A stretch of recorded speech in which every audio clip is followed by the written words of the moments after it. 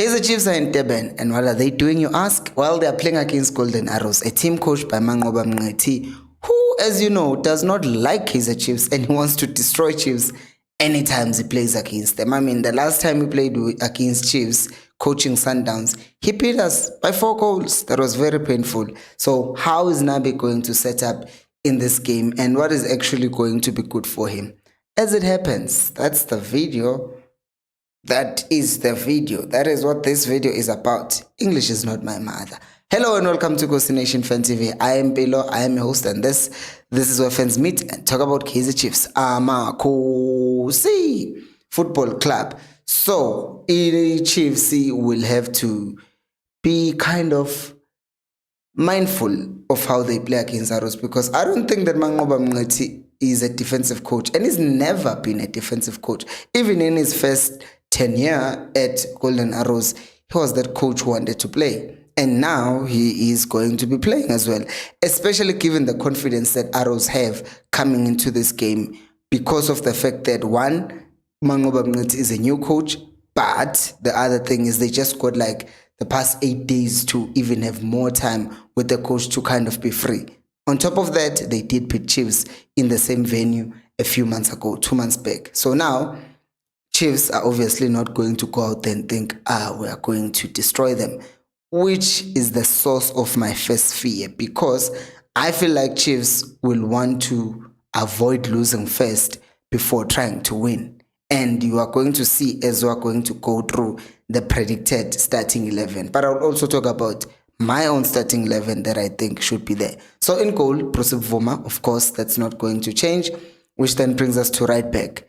Now, Nazareth Nabi played Dylan Solomons in the previous game. He did not light the house up, and he just did not like do crazy things, but who did against Richards Bay?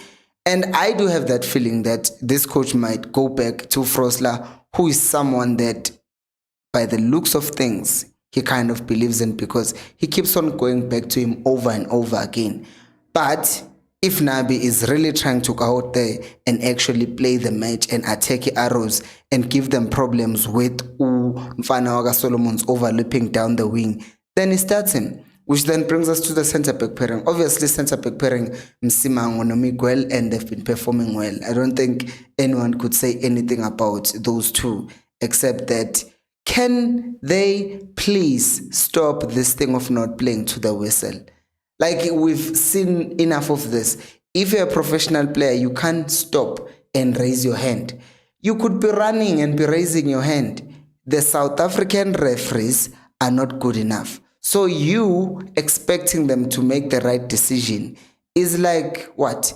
It's like singing in space and thinking people on earth will hear you. It's just useless. Stop raising your hand and play to the whistle. I can't teach this to the under 15s and teach it to senior players who are getting 100,000 per month. Come on, guys, switch on. Left back, it goes back to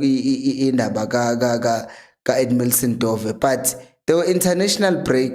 During the international break, we do not know how much he was exerted, because you know with players who are coming back from injuries, they usually have the situation of they want to save them and not overexert them, because he was playing in his national team and all of that stuff. But I see no reason why not to play him, because who else to play? Mashane, last time we saw him, was in a moon put. Ukros will be playing against his former team, and they know his weaknesses. So I don't think you change anything there in that situation as well. Which then brings us to the next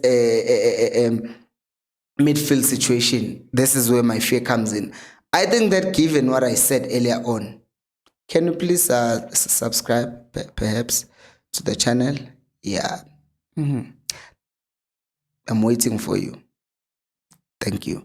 Okay, so midfield, I think that the coach, as much as I hope that he has learned his lesson that Mteto does not give you much offensively, I think he will play him in the name of not wanting to lose first. Because you know the thing with Chiefs, they can be without a game for 8 days, and you think, they must be cooking because, they haven't played in such a long time. but then they just get cooked. They look disjointed. They look like they don't know each other. That is my biggest fear. So with that fear in mind, I think that the coach will then play umthetho. I wouldn't do that. I wouldn't play umthetho. I would play Ungcobo nomshini. I mean Ungcobo noCele. That's it. Let's play the ball. uCele knows how to defend. Umshini has now become defensively sound. I mean, the game was life and death in a way, in a cup format.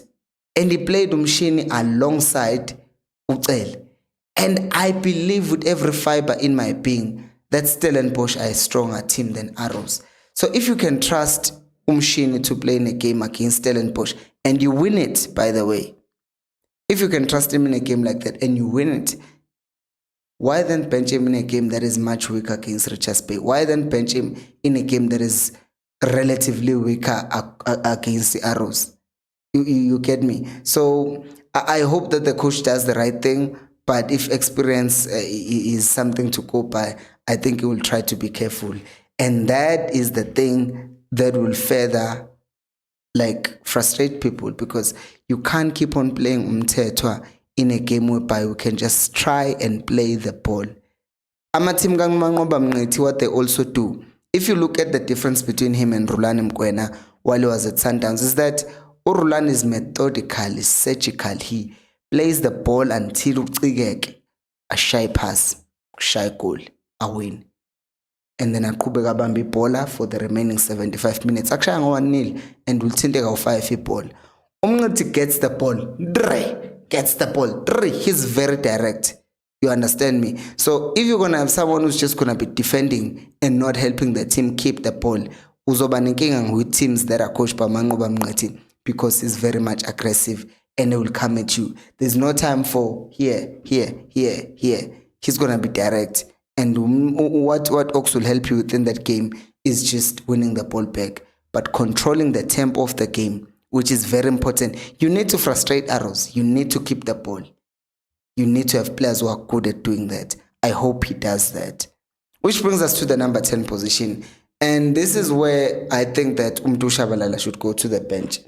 He should go to the bench. He can always come off the bench and make a difference. And play Sireno as a 10 this time around. Reason being, Sireno, whenever he has played as a 10 these games, he has shown us something. The only issue that we have seen is that if you play Sireno and you play Umodi, then they seem to clash, which is why there's a huge possibility that Umtu Shabalala could still start as a 10 and you could see Sireno coming on second half. But me personally, I would start to do Sireno, have a midfield that can keep the ball.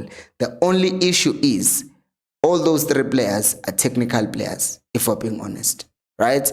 Sireno is very good on the ball. He's very good at passing. He's very good at dribbling. Machine is same thing. Cele and creating chances as well. Cele is very good at keeping the ball and moving the ball around. That's all good and well.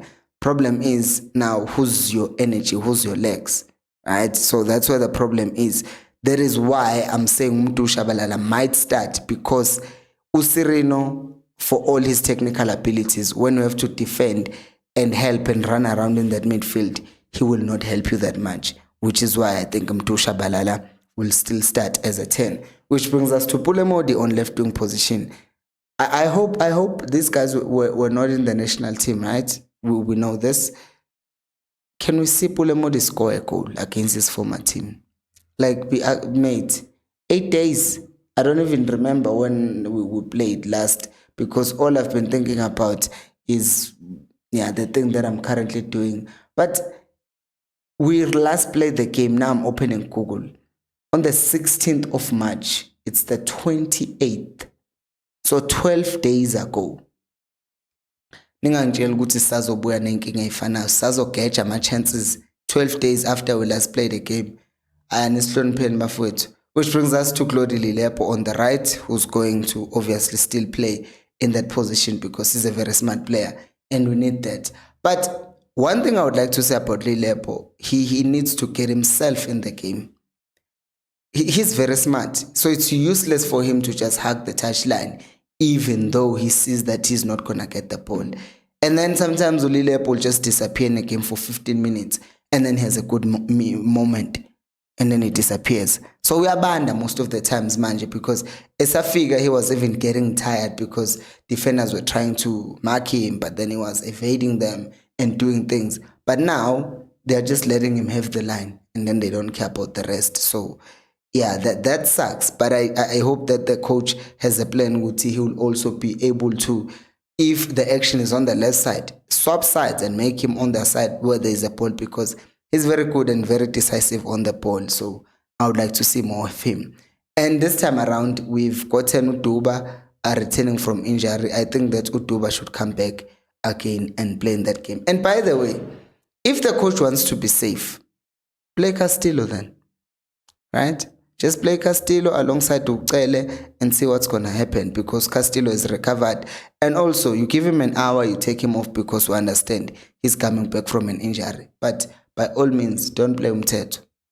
That's just from me. But what do you guys think? Where and how do you see this match going, and where would you make changes to what I just talked about, to what I said, and to what I said I think the coach would do? Do let me know down on the comment section below. Thank you so much for watching, and until next time, remember, equals al pelumoy. I got a feeling.